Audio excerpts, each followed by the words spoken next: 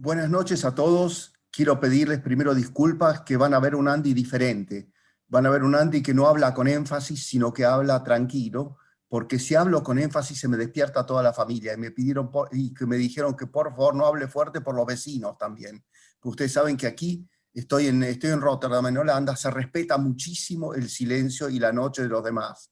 Y yo voy a tratar de hacer eso. O sea que van a escucharme distinto. Segundo, quiero agradecer muchísimo, como siempre, a mi oficina. Mi oficina es una maravilla que ya lleva una enorme cantidad de charlas y que ha hecho de esto realmente una biblioteca de charlas y una escuela. Y ha trascendido en todos lados, porque realmente todo el mundo está encantado con la cantidad de charlas que puede ver fácilmente y poder recuperarlas luego por YouTube. Es una maravilla. Y por eso debo agradecerle a Alfonso y a Henry, que han sido los mentores de esto. Hoy me toca una charla sencilla, simple, no es ninguna cosa, ningún invento fantástico, no van a escuchar ninguna cosa muy interesante, pero yo la he llamado un grande del Atlántico Sur, porque ustedes saben que los británicos a los barcos los llaman de she, de usted, de ella.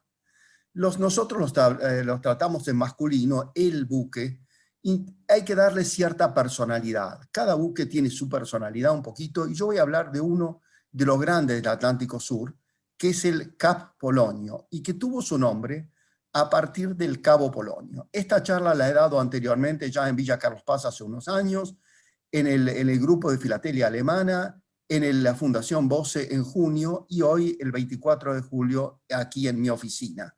Entonces agradezco muchísimo a mi oficina y por supuesto a la fundación.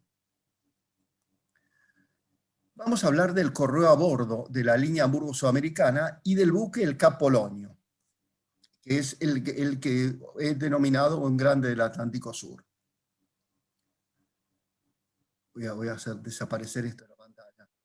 Cuando hablamos del correo a bordo, tenemos que tomar en cuenta dos cosas totalmente diferentes. Primero, ¿qué es el Deutsche Seepost Hamburg-Südamerika-Linie? Cuando ustedes leen Hamburg-Südamerika-Linie, uno piensa en la línea Hamburgo-Sudamericana, que es la línea marítima. Pero cuando ustedes ven el Deutsche Seepost, eso significa el correo alemán a bordo, correo marítimo.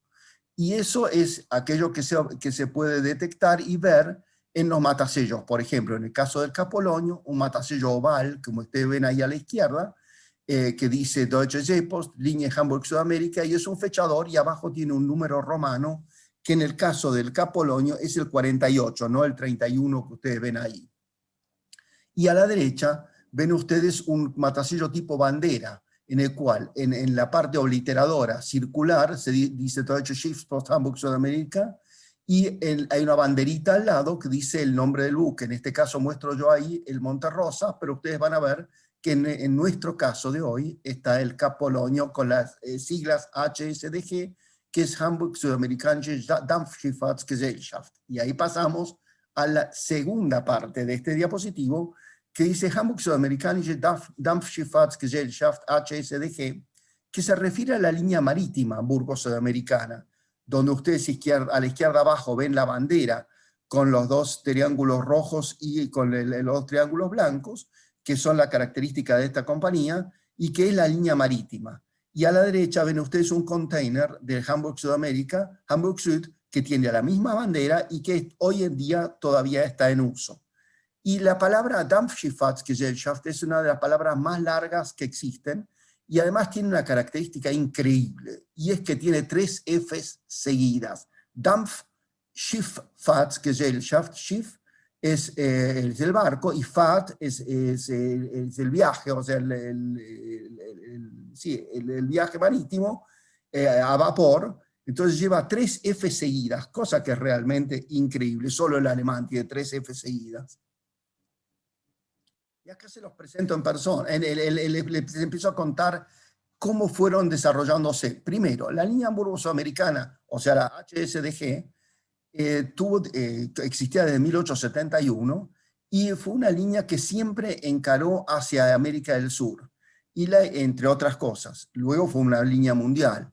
Pero la idea era que los buques en general tuvieran nombre que tuvieran que ver con fenómenos geográficos o históricos de los países que esta línea visita.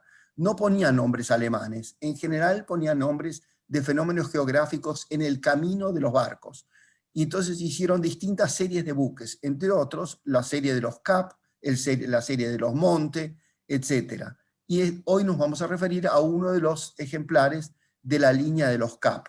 Acá ponemos entre 1903 y 1907 fueron puestos en servicio 4 buques de la serie Cap. Los primeros 4 fueron el Cap Blanco, de 7.523 toneladas, el Cap Ortegal de 7.800, el Cap Vilano 9.400 y el Cap Arcona 1, 9.832 toneladas. Y aquí quiero llamar la atención que primero ustedes ven que va creciendo el tonelaje a medida que lo van lanzando. 7.500, 7.800, 9.000 y 9.800, y que este Cap Arcona 1 no es el famoso Cap Arcona. Este es el Cap Arcona de previo a la Primera Guerra Mundial. El segundo es el famosísimo Cap Arcona que es lanzado en 1927 entre las dos guerras. La tercera serie de los Caps incluye al Cap Finisterre. Fíjense ustedes, es este buque que les estoy mostrando aquí en una tarjeta de la compañía, y que tenía 14.500 toneladas, el Cap Trafalgar, que ustedes ya conocen, que se los he presentado por la famosa batalla entre dos buques de pasajeros, de 18.805, y el Cap Polonio, que es el motivo de la charlita de hoy. Acá tenemos el Cap Arcona, el Cap Polonio en Hamburgo. Esta también es una tarjeta postal de la compañía, y fíjense ustedes, gente en el puerto de un barco muy admirado y muy esperado. Y dice, construido en 1914 en los astilleros de Blohm y Voss, y algunas de las características típicas de este barco. Vamos a decir cómo fue este. Fue construido en los astilleros Blohm y Voss de Hamburgo, siendo la construcción número 221 de este astillero. Fue votado en marzo de 1914, votado quiere decir que fue lanzado al agua, desplazamiento de 20.576 toneladas de registro bruto, o sea, ya este era un buque mucho más grande, una eslora que es el largo de 201.8 metros y una manga de 22 metros, con un calado de 8.9 metros. Estaba impulsado por 3 hélices, accionadas por 2 motores de 4 cilindros y de triple expansión y una turbina de escape a vapor. El hecho de aprovechar la turbina de escape a vapor, de aprovechar el vapor del escape, le daba mucho más potencia. Y fíjense que la potencia de máquinas era de 17.850 HP, con una velocidad teórica, y esto fíjense bien que lo insisto, teórica en el momento de construcción, de 17 nudos. Luego de modificaciones en las máquinas, logró 19 nudos, pero esto es después de la Primera Guerra. Pasajeros 356 en primera clase, 250 en segunda y 949 en la tercera. Y tienen acá abajo el ISO logotipo de la línea Hamburg Süd, de la línea marítima. Historia del buque. Fue encargado en 1911. La terminación prevista fue otoño de 1914, pero como no se les escapa a ustedes, estalla la Primera Guerra Mundial. A fin de 1914 es incorporado a la Marina alemana y se le hacen importantes modificaciones. Se le colocan 4 cañones de 15 centímetros, 4 de 8.8 centímetros, depósito para municiones, y en popa le colocan vías para convertirlo en un minador. Se lo llama crucero auxiliar Vineta. Se desmonta la chimenea posterior, que era solo de estética, y se coloca una grúa para poder levantarla y acostarla nuevamente para confundir al enemigo, para que diga, ¿cómo? ¿Tiene 3 chimeneas? ¿Tiene 2 chimeneas? Bueno, con eso los alemanes jugaron bastante, como ustedes vieron también con el Cap Trafalgar. En este caso lo volvieron a hacer. Instalación de una radio de gran poder, y entonces se lo llamó crucero auxiliar Vineta. Terminado el 8 de febrero de 1915, se le hacen las primeras pruebas de navegación, y la verdad que el buque no dio lo que se esperaba.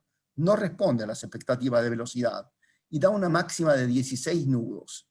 Dado que habían perdido 3 cruceros auxiliares, ya los alemanes habían perdido el Trafalgar y habían perdido 2 más, es devuelto a la Hamburg Süd por la Marina, que dice, no, con esta baja velocidad y el enorme consumo a carbón, porque las turbinas todavía eran a carbón, no nos sirve para la Marina. El gobierno alemán otorga a la Hamburg Süd un subsidio para reconstruir su buque a su esplendor, o sea, para deshacer el hecho que sea crucero y convertirlo nuevamente en buque de pasajeros, y lo dejan anclado en Hamburgo, y era ya una cuestión de prestigio. Alemania tenía que mostrar a su propia población, no para afuera, el prestigio de tener un buque de esa calidad y de ese tamaño, y realmente lo hicieron solamente con motivo de prestigio, porque ya la marina mercante alemana no navegaba. ¿Por qué? Porque estaban bloqueados y porque la marina británica era la reina de los mares y realmente un mercante alemán era una presa fácil para los buques de guerra británicos. A mediados de 1916 está listo para iniciar viajes, pero como la guerra continúa y le va mal a Alemania ya, se utiliza el Cap Polonio con fines publicitarios, exposiciones, visitas del público, y es una gran contradicción, porque el lujo de la nave y la creciente pobreza de la población son una contradicción flagrante. La guerra termina y por el Tratado de Versalles el Cap Polonio, el 5 de abril de 1919, pasa a Gran Bretaña. Es inmediatamente usado para repatriar tropas a Sudáfrica. La Shipping Controller de Gran Bretaña lo devuelve nuevamente al puerto por su baja velocidad, porque respondía muy poco, daba a esa altura del partido 12 nudos. Lo chartea una marítima británica, la P&O Line, que significa Peninsular and Oriental Line, para viajes a la India, pero viajes básicamente primero para repatriar soldados y luego con la idea turística, pero en realidad las máquinas no dan y no rinde la velocidad que es esperada, y el buque es devuelto a Liverpool, donde queda hasta 1921, cuando John Eggert recompra el inservible buque, entre comillas, para la Hamburg Süd. El 20 de julio de 1921 es remolcado a Blommingfoss, a los astilleros que lo construyeron, y es totalmente repasado. Y las máquinas se convierten a petróleo, y en 1922 está listo para su primer viaje.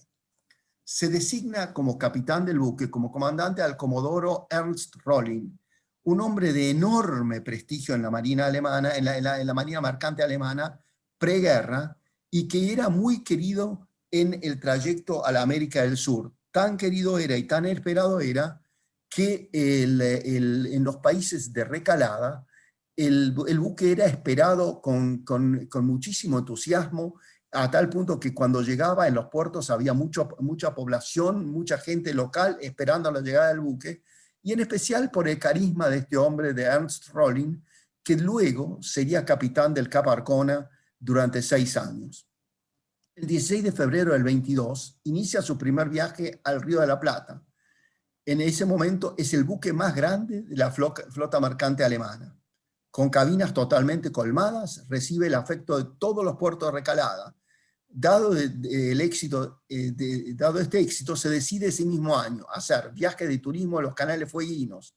Este es el primer buque que hace viajes de turismo a los canales fueguinos, llegando hasta Punta Arenas.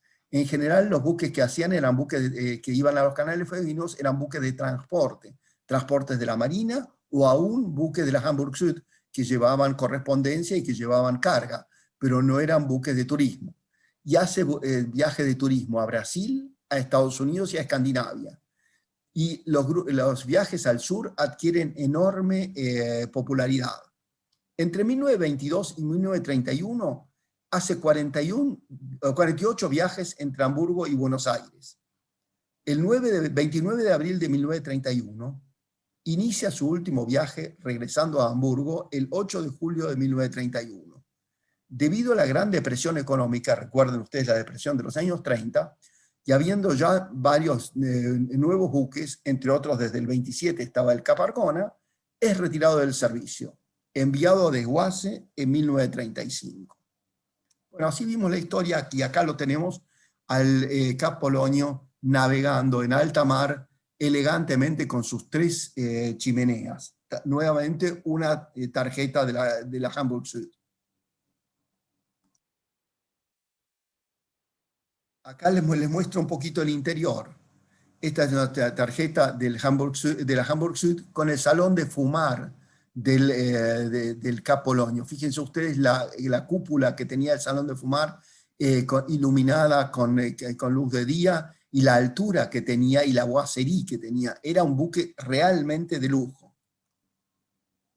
Una amplia escalera central de 5 pisos que tenía el buque, con paredes laqueadas y cúpula vidriada, que le daban gran luminosidad y elegancia al interior. Acá tienen ustedes una tarjeta también de la Hamburg Süd con el comedor de primera clase. Los comedores de primera y segunda clase tenían una altura de 2 cubiertas y amplias ventanas al exterior, paredes revestidas en madera y decoraciones terminadas en oro a la hoja. O sea, realmente un buque de lujo.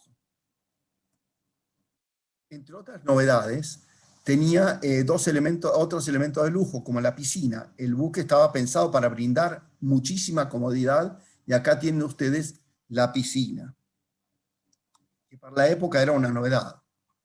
El buque tenía jardín de invierno, en el cual había flores todo el año, independientemente de la estación. El comedor de la tercera clase se hallaba en la proa y tenía un piano, mesas con sillas giratorias. El buque tenía gimnasio, cosa muy infrecuente para la época. Piensen que esto de la novedad del gimnasio es una cosa más o menos moderna, y ellos ya tenían gimnasio en esa época, en 1922, a bordo del buque. Por supuesto que también se comía bien a bordo del Cap Polonio.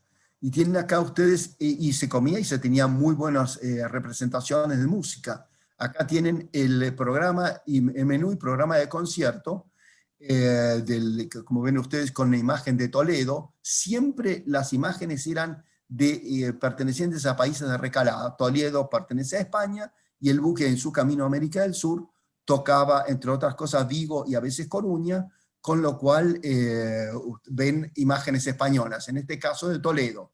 Y el programa de conciertos muestra Matinata de Leoncavallo y obras de Adam, Brahms, Puccini y Rodríguez. O sea que la gente la pasaba bien. Acá tienen la parte interna de ese menú, donde ustedes pueden ver que se trata del menú del 6 de enero de 1929, de la comida principal, esto es de un domingo, y ustedes ven que el menú era sumamente amplio, con sopas, con carne horneada, con platos intermedios, había de todo, le servían muy bien, y el almuerzo a la izquierda y la cena de ese mismo día a la derecha. Y le dan propuestas de qué es lo que pueden pedir. O sea, qué es lo que ellos preferían que se pidiera. Pero como ustedes ven, es un muy lindo y completo menú. Para poder viajar había que sacar un pasaje. Y acá tienen ustedes un pasaje de primera clase para viajar desde Boulogne-sur-Mer a Buenos Aires en el Cap Polonio el 31 de octubre de 1930. Está emitido por la agencia de la Hamburg Süd en París. El mismo incluye el pasaje de tren desde París al puerto de embarque, que es Boulogne, y el pasaje era para 5 adultos y un niño. El costo de este pasaje hasta Buenos Aires era de 450 libras, que traducido a francos franceses de ese momento eran 55.800 francos franceses. 450 libras a nosotros hoy en día no nos parece muchísimo, pero piense que de esa época viajar en primera en el Cap Polonio era un gasto importante, y 5 personas, 450 libras, era casi 100 libras por persona, y la libra era una moneda fuertísima. Por supuesto, también había un cuadernillo con la lista de pasajeros del buque, y esta es la lista de pasajeros del viaje del 3 de mayo de 1928 al 20 de mayo del 28, donde ustedes pueden ver el nombre de los pasajeros que viajaban. En este caso les muestro la primera, una hoja, era un librito bastante grueso, que muestra a algunos de los pasajeros que venían en primera clase, y en generalmente eran nombres bastante famosos y de alta sociedad argentina, y también, por supuesto, gente que venía a visitar la Argentina, o a cualquiera de los países de recalada, por supuesto, Brasil y Uruguay. ¿Cuál era la ruta del Cap Polonio? En los viajes comunes, salía de Hamburgo, tocaba algún puerto en el Reino Unido, en general Southampton, de ahí pasaba a Boulogne-sur-Mer, y después iba a España, donde tocaba uno o dos puertos, o Vigo, o Coruña, o Leilón, y después en Portugal, en general Lisboa. De ahí pasaba a Madeira, a Funchal, de ahí a las Canarias, y en Brasil tocaba Pernambuco, que es lo que hoy se llama Recife, Bahía, y tocaba en Río de Janeiro, Santos, Montevideo y finalmente a Buenos Aires. Y con línea de puntos, como pueden ustedes ver aquí abajo, se ven los viajes que hacía hacia los canales fueguinos, llegando hasta Magallanes, hasta Punta Arenas. O sea que era un buque que hacía un viaje bastante largo, y como ya daba la velocidad de 19 nudos, lo hacía bastante rápido. O sea, era un buque muy competitivo para la época. Y empezamos con el correo, que es nuestro interés, por algo somos filatelistas. Y el correo alemán emitió un entero privado, digamos, entero a pedido privado, que es este de 5 Pfennig, con la imagen del Capologno en el anverso, y en el reverso la publicidad del 31 Día de Filatelista Alemán, y por ello una exposición filatélica. Y en este caso está emitido en agosto del 25, el 31 de agosto era el Día del Filatelista, y hubo una exposición filatélica, y está enviado desde Hamburgo este entero a Buenos Aires. Pero este no está despachado a bordo. También la línea Hamburg-Süd emitió tarjetas postales para los viajes de turismo al sur, a la Tierra del Fuego, y emitió en realidad 4 series de postales, todas con imágenes turísticas del sur y de argentino y chileno. Y acá vemos, por ejemplo, una tarjeta del Capologno de los viajes de turismo a la Tierra del Fuego, con la estancia de Harberton y el Monte de los Robles en esa estancia en Tierra del Fuego. La serie fueron la A, B y C, que se distinguen por el color del borde. En este caso, la serie A es la serie rosa, con 12 diferentes vistas. Estos libritos son muy lindos, y está impresa por los establecimientos gráficos argentinos de Sociedad Anónima. Acá tienen ustedes la serie A, esta es la tapa, que dice Capologno, Turismo Argentino a la Tierra del Fuego, serie A, 12 postales, que las 12 postales se vendían por $1,50, y es la serie rosada. Acá tienen ustedes la serie B, que es similar a la anterior, y esta es la que el interior, el borde, tiene color ocre. Y acá tienen ustedes la serie C, que es la de color celeste, con borde color celeste. En este caso ven ustedes la bahía del fondo, con lobos de mar, que es el número 4 de esta serie C. Esto es solamente para que vean algunas imágenes. Y acá tienen ustedes en Puerto Deseado la Tower Rock, o sea, la roca de la torre, en Puerto Deseado. Este es el número 7 de la serie celeste, o sea, de la serie C. El correo, ¿cómo funcionaba a bordo? El buque era un paquebote, o sea, para los alemanes un Postdampfer. ¿Qué significaba esto? Que el buque hacía transporte de sacas postales, por lo tanto tenía privilegio de paquete postal. Eso significaba que en los distintos puertos tenía privilegio para entrar primero a puerto. Pero además tenía una oficina postal a bordo, atendida por el comisario de a bordo, pero con elementos entregados por el correo, o sea, funcionaba como una oficina postal.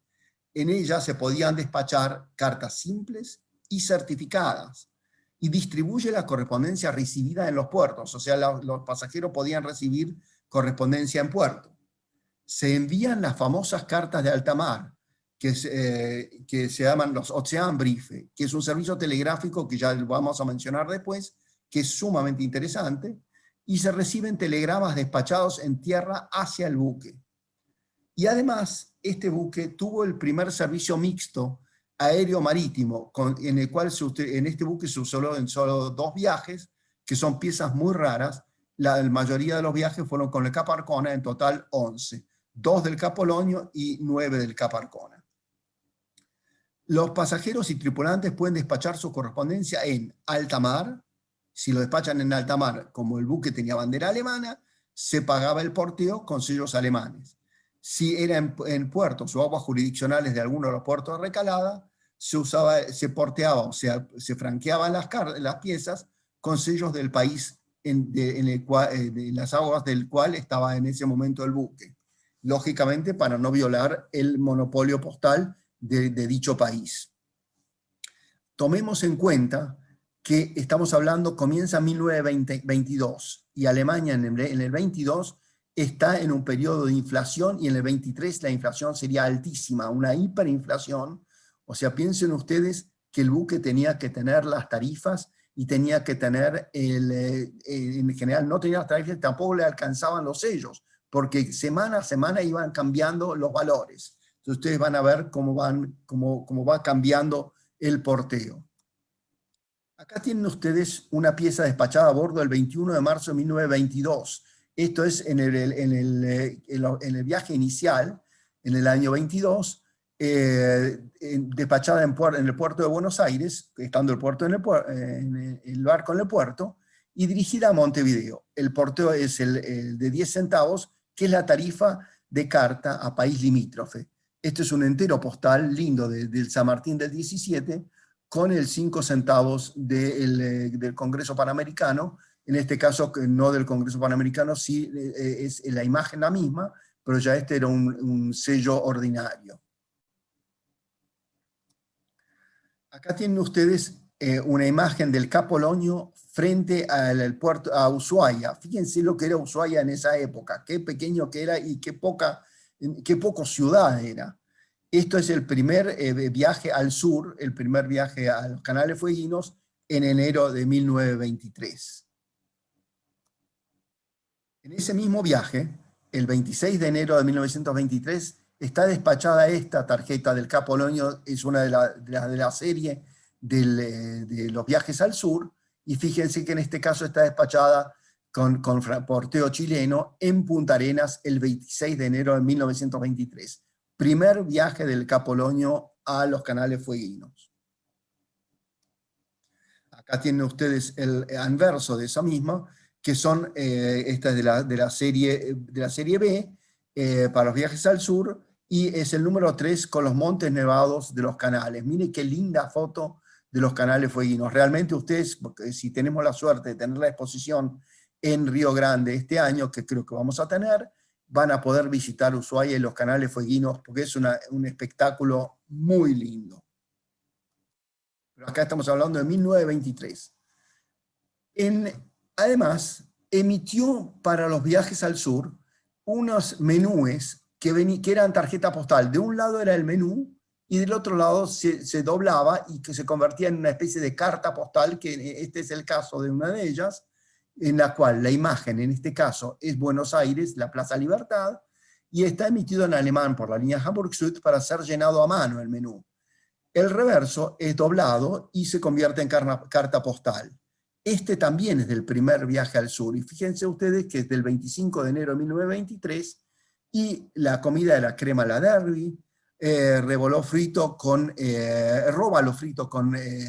salsa de Cherburgo, asado de cerdo con espárragos, se comía bien, frutas en conserva, helados de grosellas y frutas frescas, queso y el cafecito moca.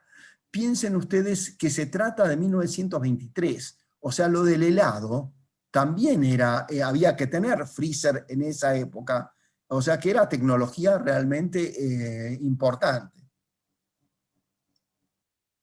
Este es el otro lado de ese mismo menú. Está despachado el 27 de enero de 1923 desde Ushuaia.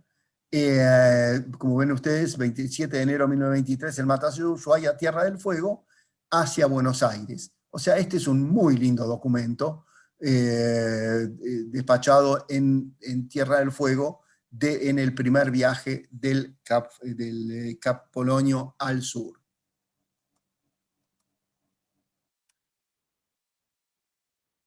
¿Qué matasellos se usaron a bordo? Se utilizaron básicamente dos matasellos. Pero van a ver ustedes que esos son los provistos por el correo alemán, que son, como mencioné anteriormente, el oval, fechador, con el número 48 que se usó hasta 1926. Luego, a partir de 1926, comenzó el uso del tipo bandera con nombre del buque, y ese fue en este buque hasta 1931, y provisto por la línea marítima la marca del comisario de a bordo.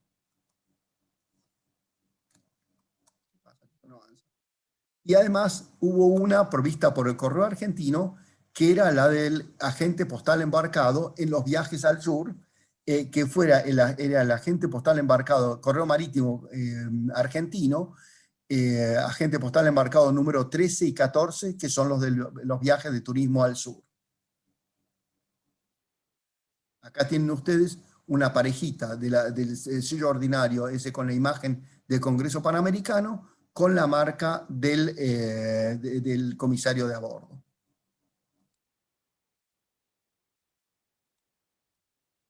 Existió a bordo la carta de alta mar, llamada en alemán Ozeanbrief. ¿De qué se trataba esto? Se trataba de un servicio telegráfico entre dos buques que viajan en dirección opuesta. Por lo tanto, una persona que viajaba en una dirección, por ejemplo, digamos una persona que venía en un buque alemán hacia América del Sur, pero que quería mandar una carta rápida, que llegara pronto hacia Europa, tenía la oportunidad de despachar esta hacia un buque que iba hacia Europa. Entonces se telegrafiaba el mensaje desde el buque emisor hacia el buque receptor, que era el que viajaba a Europa, y lo pasaba a un formulario, el mensaje telegrafiado lo pasaba a un formulario y lo ensobraban. El porteo podía ser de carta ordinaria o de carta certificada. Por lo tanto, 25 Pfennig era la carta normal, la carta simple, o 55 Pfennig la carta certificada. El mensaje era recibido en alta mar, era franqueado con sellos alemanes en el buque receptor, y la pieza es bajada del buque en el primer puerto para su rápido encaminamiento. Luego en Europa, por ejemplo, se lo bajaba en Lisboa para encaminarlo al destino por ferrocarril, porque era mucho más rápido que esperar que el buque llegara con los puertos intermedios hasta Hamburgo, por ejemplo.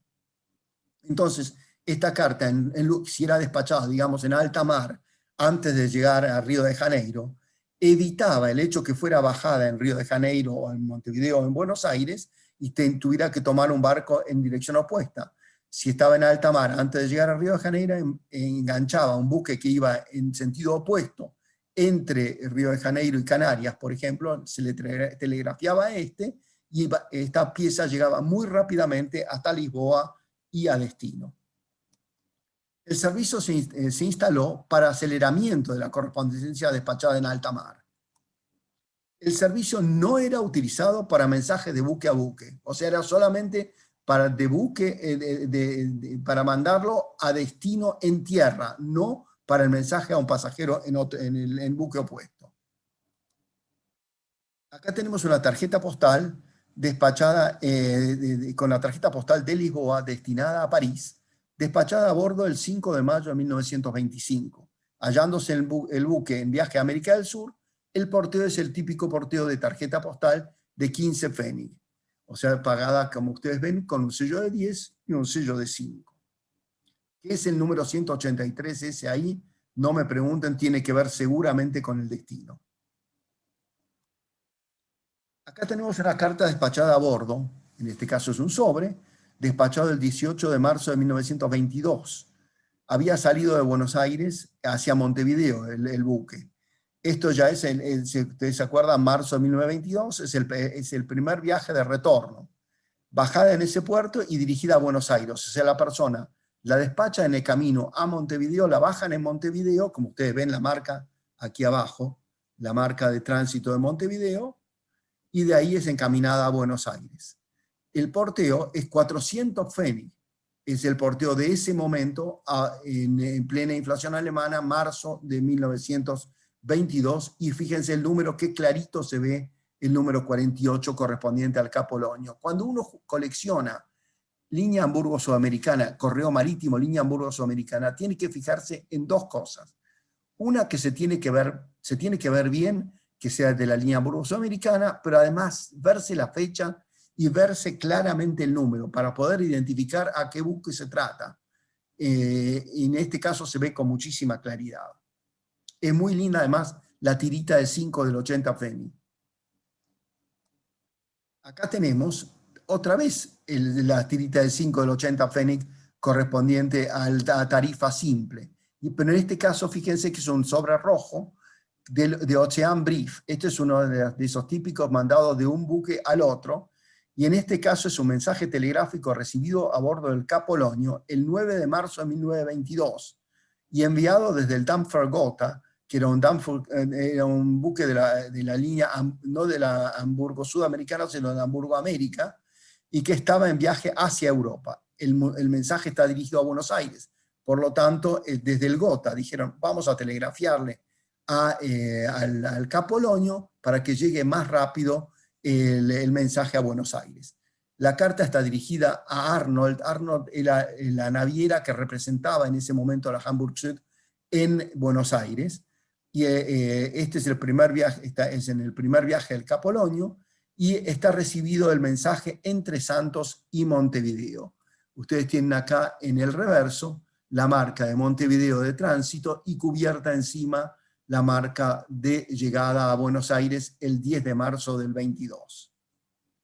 Estas piezas son realmente raras y el sobre es de la Deutsche Betriebsgesellschaft für Drahtlose Telegrafie, que significa de la sociedad para telégrafo alemana. Y acá tienen ustedes el contenido. En este caso es el mensaje recibido en el Cap Polonio, en el país, en el papel, el formulario de la Deutsche Betriebsgesellschaft, como dije anteriormente, y está mandando 16 palabras. En este caso la tarifa de 400 Pfennig corresponde a la carta al exterior, no al envío certificado, por lo tanto fue una carta simple. Ustedes se recuerdan que además podía certificarse. Las cartas certificadas son mucho más raras. En este caso les muestro, porque eso no era lo que pagaba el que la mandaba. El que la mandaba pagaba mucho más que, esos 400 Pfennig, porque eso era el franqueo, pero el despacho telegráfico de uno de los buques al otro costaba varios marcos, o sea, no era un regalo esto, era un servicio caro. No tengo un recibo del Cap Polonio, pues son rarísimos, pero sí tengo uno del Cap Arcona, que también son raros, y en este caso, fíjense ustedes, es el recibo del envío telegráfico despachado a bordo el 19 del 10 del 29, el buque se hallaba saliendo de Buenos Aires, y el recibo contiene la información sobre el servicio telegráfico a bordo. Y fíjense ustedes que pagó para enviar la parte telegráfica 18 marcos con 70. O sea que eso aparte del porteo certificado o simple para la carta que iba a ir a destino. Aquí tenemos una carta despachada a bordo el 5 de diciembre de 1923. El buque había salido de Hamburgo el 15 de noviembre hacia Buenos Aires y dirigida a Montevideo. Y esta es bajada en Montevideo. Fíjense qué raro, no tiene porteo, no lo tiene adelante, porque lo tiene atrás. Típica inflación. Noviembre de 1923, el porteo pagado son 40 millardas. Esa es la tarifa al exterior desde el 12 de noviembre, o sea, en vigencia en el momento de la partida del buque. Desde entonces hasta que lo envió había habido 2 cambios de tarifa, pero eso por supuesto a bordo no se sabía, entonces era válida la tarifa del momento de la partida del buque de Hamburgo. Fíjense que usted, qué lindo porteo que es este, porteo de un solo tipo de sello, o sea, no, es un porteo múltiple de 2 millardas, 20 sellos de 2 millardas. Y tiene, por supuesto, aquí la recepción de Montevideo, y como ustedes ven claramente, acá se ve la fecha y el 48 en números romanos del Cap Polonio. Acá tenemos el cuarto librito emitido por la Hamburg Süd para tarjetas postales. En este caso eran postales con imágenes del buque frente a diferentes puertos de recalada. Esto está editado por Hinzer y Wolf en Hamburgo. Pongo quién es el editor porque hoy en día para los coleccionistas de postales eso es muy importante. Y fíjense qué linda la tapa con la bandera de la Hamburg Süd y en relieve dorado el nombre del Cap Polonio. Acá tenemos una de esas tarjetas postales despachada el 14 de diciembre de 1925 y dirigida a Buenos Aires. El buque llegaba a Río de Janeiro. El remitente seguro que la franqueó en alta mar, por eso le puso sellos alemanes, pero la despachó en aguas territoriales brasileñas. Por lo tanto, el franqueo alemán no servía, por lo cual la rodearon con ese crayón rojo, mostrando que era inválida, y le pusieron el sello brasileño que está obliterado en Río de Janeiro. Esta es muy bonita, despachada a Buenos Aires desde Río de Janeiro. Este es el anverso de esa tarjeta postal emitida por la Hamburg Süd con imagen del Cap Polonio frente a Cuxhaven en Alemania, recepción en Buenos Aires el 20 de diciembre. Fíjense ustedes qué aspecto elegante del buque. Era un buque realmente muy lindo y era un buque en el cual era un privilegio viajar. Y acá ya vamos cambiando, en la misma serie emitida por la Hamburg Süd, pero ahora ya con el matasello obliterador de la tipo bandera. Fíjense que lleva el nombre del buque, acá dice Cap Polonio, Hamburg Süd Dampfschifffahrtsgesellschaft, y acá la parte obliteradora con la fecha. En este caso es una tarjeta postal despachada a bordo el 13 de enero de 1928 y dirigida a Buenos Aires durante una de las excursiones a Brasil. Acá tenemos otra muy linda pieza con el matasello del comisario de a bordo, despachada el 10 de octubre de 1924. Esta está despachada, fíjense ustedes, dice el porteo de 24 centavos. El porteo simple a Europa era de 12 centavos, pero esta dice, como bien dice arriba, dice por vapor Cap Polonio última hora. Entonces esta fue llevada a última hora al puerto y para no violar el monopolio pagó la tarifa de última hora, que era el doble de la tarifa simple, y fue entregada al comisario de a bordo, que le oblitera el sello con la marca de la comisaría de a bordo, pero el hombre en el correo le vuelve a colocar la marca del buque a bordo, la marca del correo. Entonces doble porteo por ser última hora. Y tiene la recepción en el reverso del 30 de octubre de 1924. Esto es una pieza muy bonita porque es linda para la filatería de Argentina, correo marítimo, para todo lo que ustedes quieran. Acá tenemos otra linda pieza con matasello del comisario de a bordo. Tarjeta de Santos, con imagen de Santos, escrita el 14 de octubre del 23 y despachada el 15 estando en Río, donde fue desembarcada, enviada a Aparicio, en Argentina. Aparicio es una localidad sobre Ferrocarril del Sur, el 23 del 10 del 23. El sello es un sello argentino de 5 centavos, la marca oval del comisario y porteo no reglamentario, porque esta está despachada en Brasil, o sea, debió haber sido despachada con sello brasileño. Evidentemente la aceptaron porque el próximo puerto era en Argentina, pero estaba mal. Debió haber sido porteada con un sello brasileño, obliterada en Brasil, y luego traída a la Argentina. Y miren ustedes qué linda el matasello de recepción de Aparicio en Argentina, en este caso un matasello azul, fechador azul. Acá tenemos otra pieza con otra marca del comisario de a bordo. Esta es en un crucero a los Canales Fueguinos, desembarcada en Punta Arenas el 24 de enero del 23 y recepción en Buenos Aires el 10 de febrero del 23. Esta también corresponde al primer viaje a los Canales Fueguinos. Y acá tenemos la otra forma de despacharla. Podía ser despachada ante el agente postal embarcado del correo argentino. Y acá tenemos despachada con la marca agente postal embarcado argentino número 13, también en julio de 1922. Acá tenemos otra, también con la agente postal embarcado número 14, escrita el 19 de enero del 23, en una de las tarjetas promocionales para los viajes al sur, excursión a los Canales Fueguinos, y esto era lo que el correo argentino llamaba línea Costa Sur. Fue despachada en alta mar y porteo de 5 centavos argentinos y obliterado con el agente postal embarcado número 14. O sea, ya vimos el 13 y acá tenemos el 14 en violeta.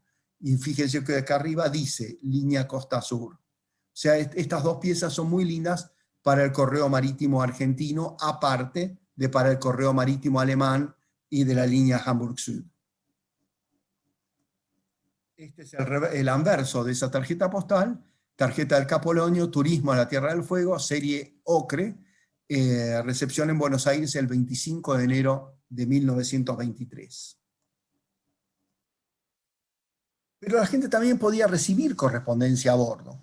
Y en este caso tenemos una tarjeta postal despachada el 2 de septiembre de 1926 a un pasajero del Capolonio a Hamburgo. Seguro que la recibió. El buque partía el día 16 y como el remitente escribió a Genaro Palmieri, etcétera, en el Capolonio, compañía Hamburgo, americana en Hamburgo, y como la despachó a tiempo, seguramente el destinatario a bordo la recibió. Pero hubo también otras cosas. El buque trasladaba correspondencia y trasladaba paquetes, trasladaba paquetería. En este caso tenemos el boletín de expedición alemán de encomienda, y esto era un paquete de 2.5 kilogramos despachado en Benrath el 1 de diciembre de 1928 y dirigido a Buenos Aires. El porteo es de 350 Pfennig y la marca del correo, y en este caso la pongo, es interesante. Primero, tiene la marca de la aduana de Buenos Aires, pero tiene la marca que utilizó el correo argentino, que identificaba por qué vapor venía y la fecha de entrada. Entonces dice, vapor Capolonio entró el 31 de diciembre de 1928. Estas piezas son muy bonitas porque sirven para muchas cosas. Sirven para la historia postal de la paquetería de las encomiendas alemanas, sirve para línea Hamburgo-Sudamericana, correo marítimo y para mostrar la llegada, en este caso, a Buenos Aires. Acá tenemos una de las lindas piezas del correo del servicio mixto marítimo aéreo. Esta es una carta. Ustedes piensen que el correo en esa época no existía el email, no existía el WhatsApp, no existía el fax. Llamar por teléfono a Europa era prácticamente imposible, se podía telegrafiar, pero un mensaje, si uno quería mandar un mensaje rápido, tenía que encontrar la vuelta a través del correo. Y el correo realmente hacía todos los esfuerzos para lograr acelerar la correspondencia. Y este servicio mixto era un servicio de alcance. Fíjense ustedes, el 19 de julio de 1930, la carta está despachada a bordo del Capolonio y por lo tanto está franqueada con 25 Pfennig alemanes, obliterados con la marca de bandera típica del buque. Pero fíjense que tiene colocada una etiqueta y que el sobre es un sobre de Cóndor, que era una línea aérea subsidiaria de la Lufthansa, que la Lufthansa todavía no volaba a América del Sur. Los vuelos catapultados empiezan el 2 de febrero del 34, y esto estamos hablando de julio del 30. Y a bordo le vendían este sellito, que era un sellito aéreo para la línea Cóndor brasileño. Y esto garantizaba que iba a ir por vía aérea en un trayecto. Y fíjense ustedes que está obliterado a bordo también el mismo día. O sea que esto fue vendido a bordo y el hombre la manda y el buque se dirigía hacia Europa. La carta es descendida del buque frente a Fernando de Noronha y embarcada en un vuelo de Cóndor a Río de Janeiro y a Buenos Aires, llegada el 25 de agosto de 1930. Como le dije anteriormente, el porteo mixto de los 25 Pfennig para la carta marítima y los 3.000 reis del sello de Cóndor. El Capolonio participó solo en 2 de estos experimentos postales y estas piezas son muy buscadas y son bastante raras. Acá tenemos el contenido de un Ocean Brief, a través de unas cartas de alta mar telegráficas, despachada, en este caso ahora ya es una de post-inflación, despachada a bordo del Capolonio y recibida en el Sierra Ventana, un buque del Norte de Lloyd. O sea, en este caso estoy mostrando uno, como ustedes ven acá dice, from the SS Capolonio, y aufgenommen quiere decir recibida el 8 de febrero del 28 en el Sierra de la Ventana en realidad. Está dirigida a Buenos Aires, el Capolonio se dirigía hacia el al norte de Brasil, y el buque, el Sierra Ventana, venía hacia Montevideo, Buenos Aires.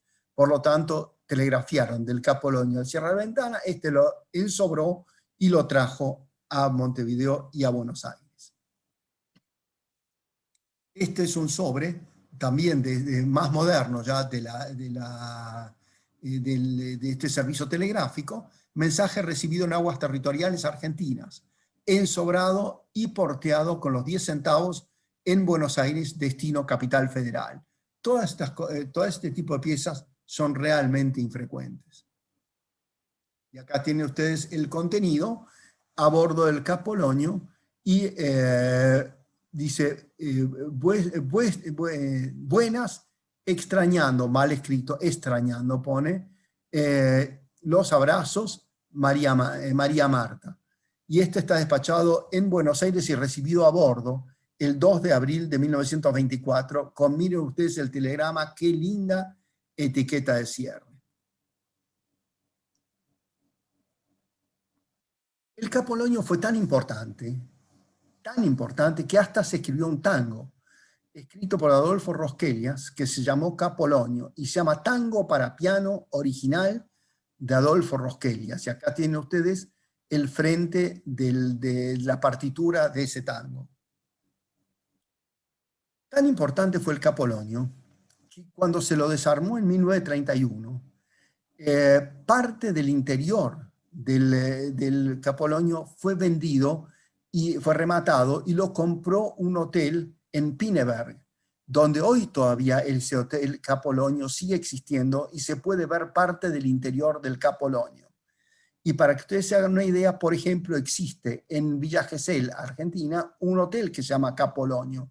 O sea, realmente tuvo una enorme repercusión sobre los países que visitó, y eso hace que uno pueda llamar tranquilamente al Capolonio un grande del Atlántico Sur. Y de esta manera les digo muchísimas gracias, y espero que ustedes hayan disfrutado una pequeña charlita sobre este buque enorme y paradigmático de la línea Hamburg-Süd. Muchísimas gracias a todos. Felicitaciones, Sandy. Muy bien, felicidades, Sandy. Muchas gracias. Muy buena plática. ¿Hay algunas preguntas por ahí? Fritzen creo que tiene una. Sí, enseguida. Lo que les quería decir es que yo tenía programadas 2 charlas más que las vamos a posponer hasta mi vuelta a Buenos Aires. Las tengo conmigo, pero realmente no puedo molestar a la familia.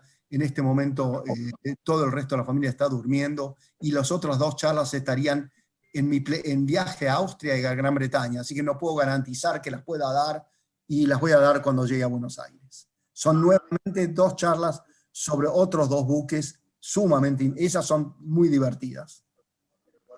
Se entiende totalmente, Andrés. Arnulfo. Sí. Hola, buenas noches a todos. Buenas noches, Arnulfo. Muchas felicidades por tu plática, impresionante como siempre. Gracias. Muchas gracias. Quería hacerte una pregunta. Todas las que quieras. Bueno, vi que tenías estampilladas algunas encomiendas de paquetes que salían desde los buques. No, en este caso el paquete no sale del buque. La que yo mostré salía de una ciudad alemana, Benrath, y el Capolonio hacía de transporte del paquete. No se podía echar paquetes a bordo. De acuerdo. Orientada hacia paquetes que fueran a entrar o salir, bueno, más bien salir de México. No te escucho bien, se escucha entrecortado. ¿Ahí me escuchas un poco mejor? Perfecto, sí. Apaga el video, así el audio no se corta. Bien. La pregunta es... Sí, pero no le voy a decir, por lo mío es Brenda. Bien, mi pregunta es, si tú has visto de buques que fueran entre México y Europa, con estas características de líneas alemanas que fueran en ir y venir, pero en series previas a México. Es que encontrar este tipo de material en México es muy, muy difícil. No sé si tú hayas visto algo de esto. Es pregunta. Sí, yo sé que tú has visto de todo. No, yo no he visto de todo, no, mucho menos. Yo soy simplemente un modesto coleccionista, me entretengo con esto. Yo colecciono el correo marítimo alemán, y existió una línea que se llamaba Hamburg, México, y que la hacía la HAPAG, Hamburg America Paketaktien-Gesellschaft, y son poco frecuentes las cartas con esas marcas. Utilizaban la marca oval fechadora, que dice Deutsche Post Hamburg, México, y tengo algunas 3, 4 piezas de esas. No son frecuentes, pero hay coleccionistas que tienen mucho más que eso, porque hay gente que se ha especializado en esa línea. Yo no me especialicé en ella, pero cada vez que pesco una la compro porque me gusta tenerla. Bueno, como todos nosotros, somos coleccionistas, ¿sí? Así es, te agradezco mucho, Andy. Felicidades No, por nuevamente. favor, Arnulfo. Cristian, Sí, Cristian. estás en mute. Está en mute. No se escucha. Ahora sí, ahora me escucho. Ahora sí. Sí, felicitaciones, Andrés, linda charla, muy bonita. Todas las charlas marítimas que presentas tú son siempre tan amenas, tan simpáticas. Mi pregunta es la siguiente. Cuando el buque llegaba a Buenos Aires, embarcaba un señor del correo argentino con sus matasellos, con sus estampillas, y montaba a bordo del buque, me imagino, una oficina postal argentina.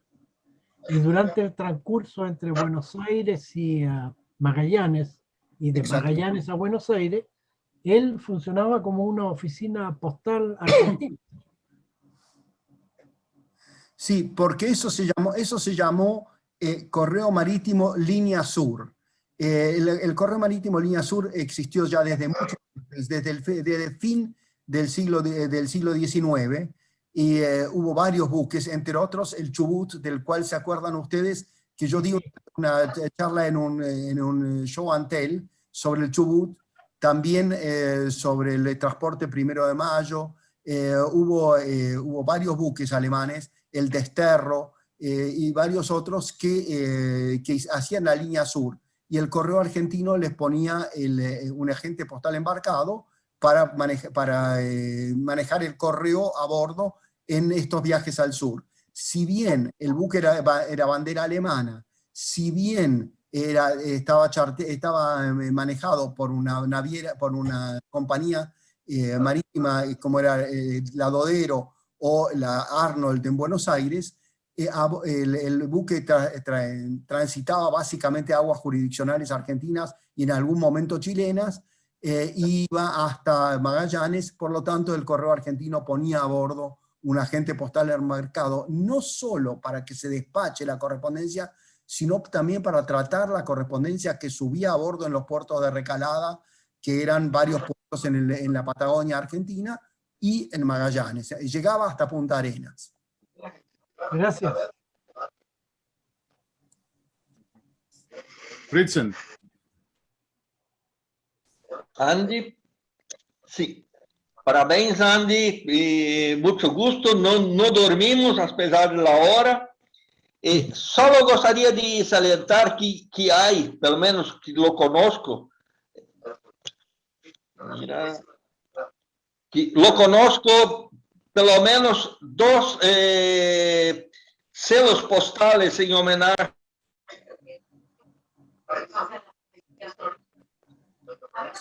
No se escucha bien, Luis Claudio, no se escucha bien, pero yo sé a qué te referís, a los sellos conmemorativos. Uno es un sello conmemorativo alemán de una serie de barcos que tiene la imagen del Capolonio.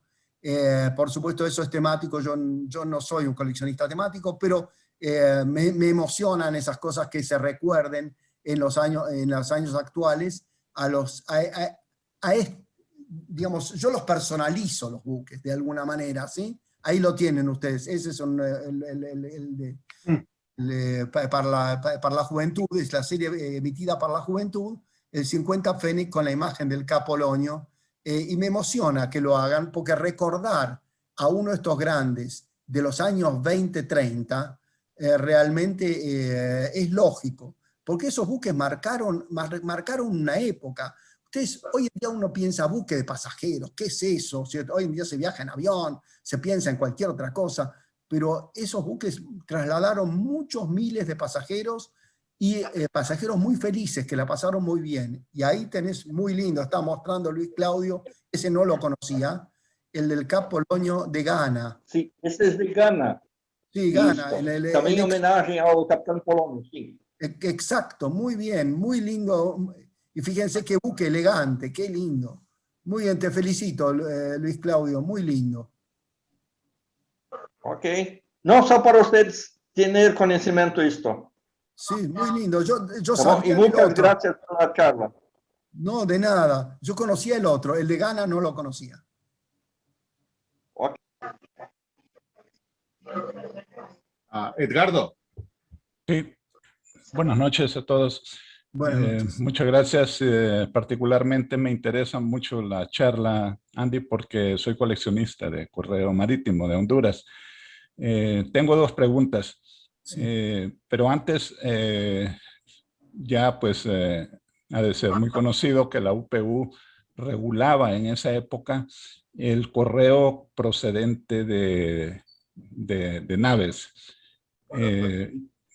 Regulaba en el sentido de que la correspondencia depositada en los barcos podía llevar los sellos de las aguas territoriales donde estuviese el barco, o si no estaba en las aguas territoriales, podía aplicarse los sellos de la bandera del barco.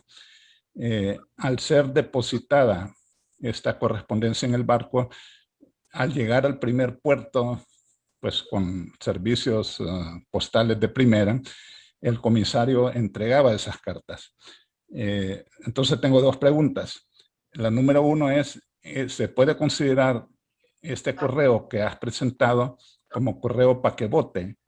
Y en segundo lugar, el correo paquebote al llegar a las oficinas postales de los puertos de entrada, normalmente era sellado con un sello que decía Ship Mail o correo paquebote o paquebot mail. ¿Cuál es la diferencia? ¿Por qué en ninguna de las cartas que se presentaron aparece una marca de este tipo? Edgardo, perfecta pregunta, muy buena pregunta porque me da lugar a explayarme de alguna manera a dos cosas totalmente diferentes. Una cosa es un buque que tiene oficina postal a bordo. Cuando el buque tiene oficina postal a bordo, como tú bien dijiste, en alta mar utiliza sellos de la bandera del buque y en aguas territoriales usa sellos del agua jurisdiccional de donde se encuentra el buque. Cuando es entregada en un barco que tiene oficina postal a bordo, utiliza esos sellos y es obliterada a bordo. O sea, como vos viste, todos los que yo mostré fueron obliterados a bordo. Cuando el buque no tiene oficina postal a bordo y es entregada la pieza al comisario de a bordo, él no la oblitera, la carta es bajada con, por ejemplo, un buque, para decir algo, un buque alemán que no tuviera oficina postal a bordo, la bajan en el puerto de Río de Janeiro, para decir algo, y cuando baja, la saca postal, la abre la persona en el puerto, en la oficina postal de puerto, y dice, ¿cómo? Esto está despachado con sellos alemanes, y yo debo obliterar un sello de otro país. Por lo tanto, para justificar que yo oblitero un sello de otro país, le pongo paquete, que es el nombre de paquebot en portugués, o le pongo paquebot, o le pongo Seapost, o le pongo alguna marca que justifique que en Río de Janeiro obliteren un sello alemán y al lado ponen el paquebot. Teóricamente se pone de lado, a veces se equivocaban y obliteraban el sello con el paquebot, pero la reglamentación es que el paquebot se colocaba al lado del sello y era una justificación del correo que recibía una pieza que estaba franqueada con sellos extranjeros y ellos tenían que obliterarlo. ¿Obliterarlo para qué? Para que se convierta en para, digamos, hacer que se haya pagado realmente y no que se reusen los sellos. O sea, había que obliterarlo. Obliteraban con el martillo del puerto. pero lo justificaban con el paquebot. Y casi todos los puertos tenían, de hecho hay un libro muy lindo sobre los paquebot del Hoskins, que seguramente vos conocés, Sí, claro. tiene enorme cantidad de marcas de paquebot, y hay una cosa interesante, a la Argentina nunca tuvo marca paquebot. Eso fue uno de los pocos países que nunca tuvo. La Argentina simplemente lo obliteraba con la marca de la ciudad a la cual llegaba, generalmente el puerto de Buenos Aires, pero la Argentina nunca tuvo marca paquebot. Sí lo tuvieron la gran mayoría del resto de los países, ni hablar de Brasil, que sí tuvo, por supuesto. Sí. Portugal tenía, Funchal, Madeira tenía, esos todos en portugués, y todos los demás países con en Francia, paquebot, etc. Muchas gracias y felicitaciones de nuevo. No, por favor. Mauricio. Gracias. Primero, Andy, felicidades por tan bonita charla. Yo tengo una pregunta con relación a esta carta que nos mostraste, que todo el porte estaba atrás y que eran 20 estampillas de 2 millardas. De 2 millardas.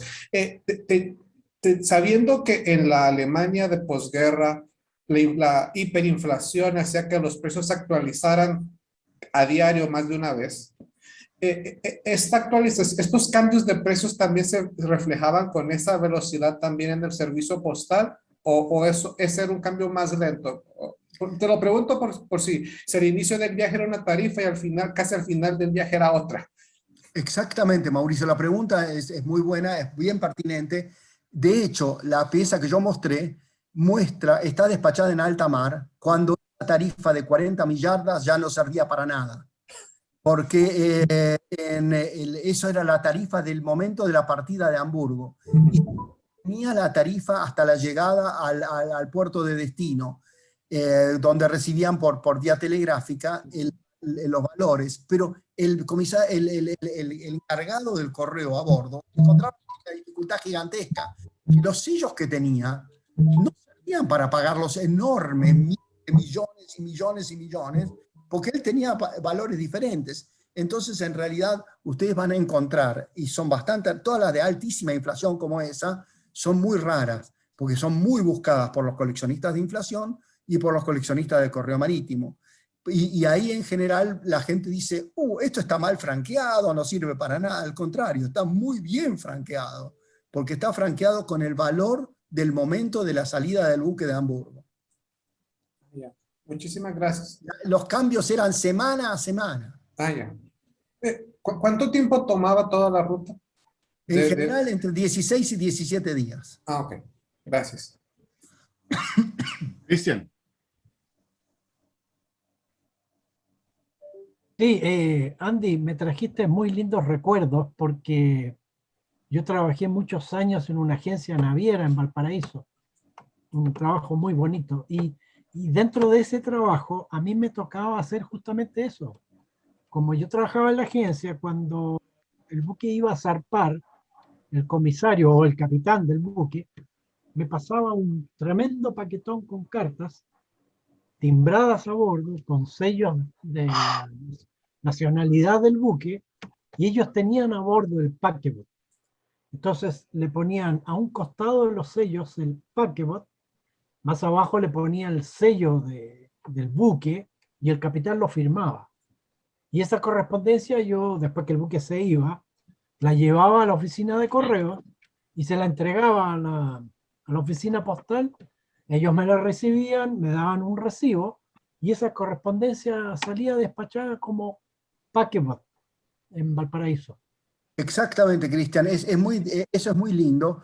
Desde ya que vos sos muy joven y ya o sea que vos trabajaste ahí en un periodo muy moderno, en el cual ya, digamos, la necesidad del despacho a bordo era mucho menor y ya era mucho más con sentido filatélico. Era filatélico, sí. Claro, la gran mayoría tenía Sí. sentido filatélico. De hecho, cuando yo hice uno de los cruceros hasta Valparaíso, desde Buenos Aires, hermosísimo crucero, despaché y recibí cartas que ustedes no se imaginan, la cantidad que mandé y recibí de lindísimas cartas de todos los puertos, porque yo también quería documentar el correo a bordo, y les aseguro que yo les enseñaba al tipo a bordo, porque el barco era, por ejemplo, era un barco que tenía bandera de Bahamas, y yo fui en este caso era bandera de Noruega, el del sur, y yo le despachaba cartas con franqueo noruego, y ellos me decían, eso no existe. ¿Por qué? Digo, discúlpeme, viene conmigo un instante a la cubierta, usted ahí allí arriba lleva bandera noruega, ¿sí? Y además lleva un postillón. Ese postillón significa que usted es oficina postal. Usted es, y debe recibir, si yo se lo despacho en un puerto, tiene que tener el sello del puerto. Pero si estamos en alta mar, yo se lo franqueo con sellos noruegos. Y el tipo me miraba y dice, pero no, esto es de la línea tanto y tanto, que sea una línea americana. No, le digo, y además usted está yendo a Chile. El porteo en alta mar es noruego, porque usted lleva bandera noruega. Y eso es la reglamentación de la UPU. Me miraba con cara rara y me las acepté, y las tengo. Sí, sí, muy bonito eso. Yo me recuerdo varios barcos diferentes, nacionalidades, que me tocaba hacer ese trámite, por ahí por entre los años 70, 75, por ahí. Claro. Pero mayoritariamente eran filatélicos, no me cabe la menor duda. Sí. Gracias, Andrés. No, por favor, Cristian, gracias a vos. Gracias. Luis Fernando. Gracias, Henry. Andy, es un gran gusto escuchar una charla tan bonita y además saber que es la excusa para que ahora ya no te acostes, te vas a ir a preparar el desayuno para el resto de la familia. Me parece que me voy a ir a acostar, no te voy a hacer caso. ¿Sabes qué pasa? Que voy a tratar de mantener la luz, de apagar las luces, ir arriba, porque estoy en el segundo piso de la casa, entonces voy a ir con el teléfono celular dándome luz en la escalera para no caerme, y me voy a meter en la cama y dormir para mantener el silencio en toda la casa. Quiero hacerte un comentario y pedirte un permiso. Como que quieras, sí. En este mismo espacio, dentro de una semana, yo tengo otra charlita del área de temática. Y es una vez más sobre materiales. Y en este caso yo no sabía que vos ibas a presentarnos hoy aquí las cartas de alta mar. Y yo tengo unas 5 o 6 filminas ya preparadas sobre cartas de alta mar. Vos explicaste distintos usos que ellas pueden tener en las colecciones. Como es correcto, explicaste básicamente 3 tipos, todos ellos de historia postal. Y dijiste que no ibas a hablar de su uso en temática. Entonces, yo me aprovecho de que las presentaste para adelantar mi anuncio de que yo tengo preparado algo sobre el uso de las cartas de alta mar en temática. Pero también, pues, me gustaría hacer alguna referencia. Yo tenía lo de Hosking, pero me gustaría también incluir, y lo de Congo Letter, pero también me gustaría incluir, obviamente, ahora tu referencia. Ya tengo las imágenes de unos 3 o 4 de tus sobres, todos muy reveladores, pero lo más interesante es que explicaste, allanaste el camino, porque explicaste cómo es que funciona una carta de alta mar. Y claro, al maestro hay que agradecerle. Bueno, el maestro sos vos, te agradezco muchísimo a vos, a los comentarios, y por supuesto utilízalo. Y lo interesante, bueno, vos lo sabés bien, que estas cartas de alta mar existieron no solamente en los buques alemanes, ellos fueron pioneros, pero existieron en los buques italianos, en los buques británicos, que los llamaban Marconigram. Esas son las que tengo, exactamente las 3 que has mencionado. Y muy raros en los buques españoles. Son muy lindas las de los buques, muy raras las de los buques españoles, que también tuvieron. Y en algún momento, si algún momento doy una charla sobre los labradores en buques, ahí les voy a mostrar muy linda carta de alta mar española. Son muy raros, muy lindos. Yo usaré también uno belga de muchos países, los buques de muchos países tuvieron, y existe una colección que fue expuesta, creo que fue en Jerusalén, que se las mandé a mi grupo de filatelia alemana que tanto quiero, porque realmente era todo un exhibit de cinco marcos, solamente cartas de alta mar. Ustedes se imaginan que eso es una rareza, porque las cartas de alta mar de por sí no son comunes, tienen su costo, no son un Mauritius azul, ni un Guayana británica de un magenta, pero hay que poner unos cuantos dólares para comprarlas. Y realmente hacer un exhibit de 5 marcos de eso es un estudio importante y es haber coleccionado muchísimo. Yo se los recomiendo, quizás se puede ver, creo que fue en Jerusalén. Tú estuviste en Jerusalén también, ¿no? No. ¿No? Bueno, creo que fue ahí que estuvo ese Conozco la colección y por eso es que pienso que vale la pena decir en temática cómo sirven, cómo se usan en temática. Incluso en algún momento alguna, no de estas, yo la comparo con la paloma de Basilea, ¿sí? Por su rareza y por su importancia, ¿verdad? Ninguna duda, y me parece que está muy lindo que lo incluyas en temática, porque realmente es haberle encontrado el sentido también, ¿no es cierto? Tengo que agradecerte que me hayas permitido hacer la propaganda para mi charla de hoy en 8 días. Bueno, perfecto. Henry. Manuel, sí. Gracias. Gracias a vos. ¿Puedo hacer un comentario? Adelante. Sí, por supuesto. Bueno, Andy, muchas felicitaciones, muy interesante de tu charla. Solamente quería hacer una aportación por si alguno de los participantes no lo sabe. La línea Hamburg Süd continúa siendo vigente hasta el momento, pero ya no con capital alemán, sino con capital danés. Fue vendida hace unos 3 años más o menos atrás a la compañía Maersk, que es la actual dueña. Mantienen el logo y toda la infraestructura alemana, y los barcos continúan con nombres de cabos, ¿no? Como este, Polonio, bueno, toda esa misma tradición y organización que tenía cuando la compañía era alemana. Así que hace parte ahora del consorcio de Maersk. Sí, Manuel, muy lindo comentario, y me da lugar a comentarles que yo tuve la suerte, tengo un gran amigo médico, que es médico de la Hamburg Süd, de médico de barcos, y entre otras cosas médico en Buenos Aires para la Hamburg Süd y para Maersk, por supuesto también. Y un día me dijo: Andy, ¿a vos qué tanto te gusta? ¿Querés un día que le pida al capitán que nos invite a comer? Y me invitaron a comer a bordo del Cap Polonio un portacontenedores gigantesco, que para mí me parecía enorme, porque en ese momento transportaba 2.500 containers. Hoy en día 2.500 es nada. Existen algunos que transportan 10.000 contenedores y aún más, hasta 20.000 que yo sepa. Y realmente son buques que casi no utilizan a la gente del puerto. Tienen grúa a bordo que sube los contenedores, los baja los contenedores, los mueve. Es una cosa. Y yo fui a las máquinas y ustedes podían hacer con el dedo, pasar por la máquina así, meterlo en la boca, porque era limpito, no había una gota de aceite. Era una cosa fantástica. Además, que comí muy rico a bordo de ese buque. Muy bien. Gracias. Andy, yo tengo una curiosidad. En las cartas estas de alta mar, las cartas Paquebot, obviamente podían franquearse con estampillas de la bandera del barco o las aguas territoriales donde estaban pasando. Pero también podía hacerse, y como mencionaba Cristian, muchas de estas son filatélicas, el franqueo mixto. Estando en aguas jurisdiccionales del país, usar las estampillas del país en combinación con las estampillas de la bandera del barco.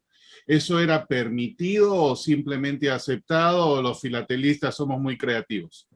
Los filatelistas somos muy creativos. Okay. Los filatelistas somos muy creativos. Al final lo aceptaban porque venía el filatelista, le insistía al comisario de bordo, como le dije yo, con los sellos noruegos, ¿no es cierto? El tipo lo tuvo que aceptar, porque en realidad la razón la tenía yo. La UPU dice así, por lo tanto, y el tipo llevaba la bandera de la UPU arriba del barco. Lo llevé y le mostré, digo: ¿ve? Usted ahí arriba tiene el gallardete con el postillón. O sea, usted es bandera noruega y tiene el postillón. Por lo tanto, esto se franquea en alta mar con sellos noruegos.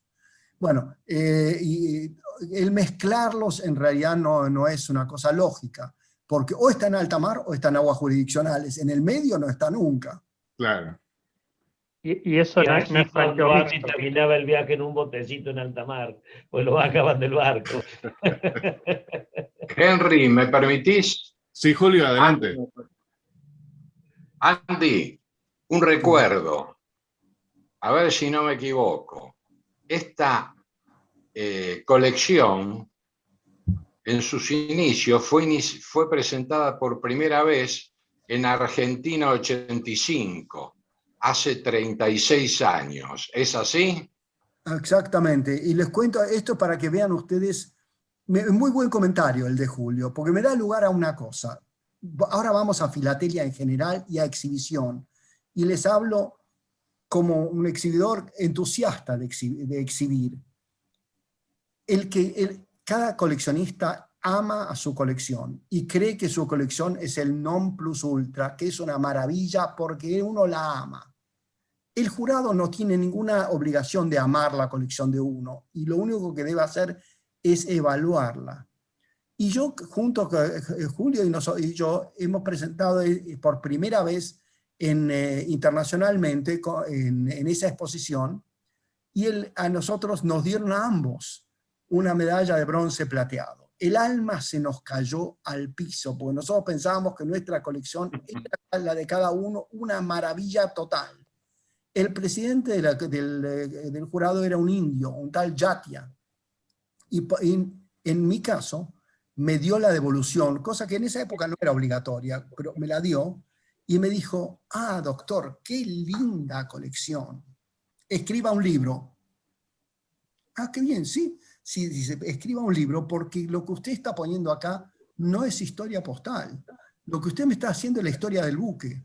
Yo quiero saber, la historia postal es la correspondencia, el funcionamiento del correo a bordo de estos buques.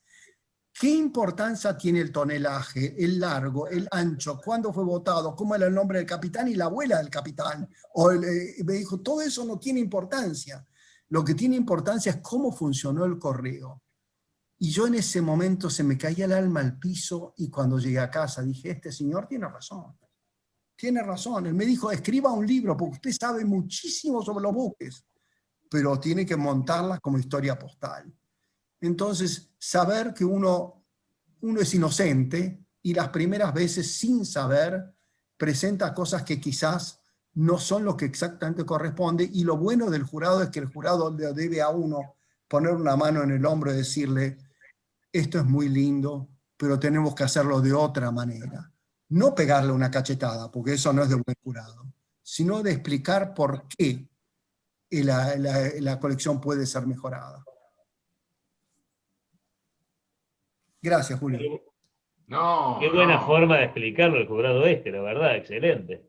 Estuvo, no, y te digo, además, con una claridad y una modestia, perfecto, don Jatia. Y también estuvo el tema cuando nos dijeron sobre la colección de censura alemana.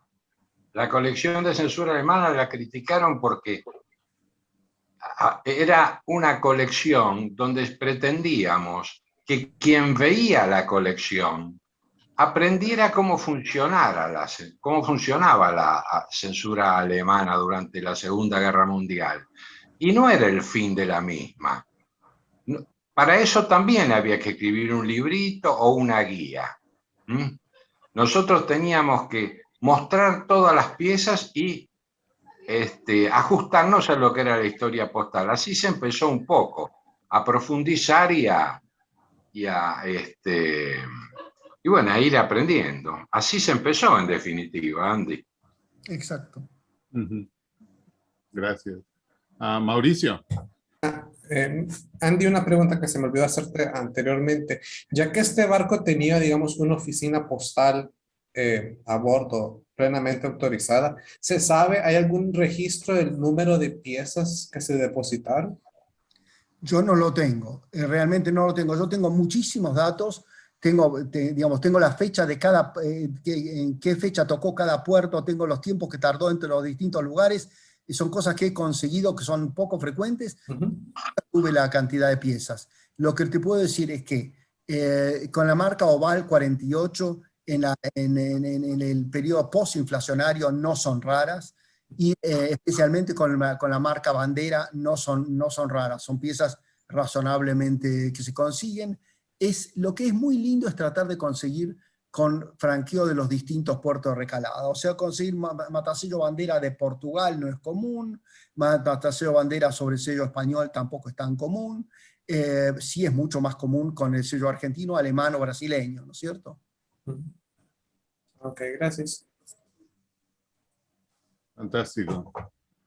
Si no hay una nota final o pregunta, comentario. No veo a nadie más. Andy, muchísimas gracias nuevamente, no solamente por la presentación, pero por el esfuerzo. Sé que es Muchas bastante gracias a ustedes. Andy, chévere. Es un honor compartir con ustedes. Muchas gracias. Y el día de mañana.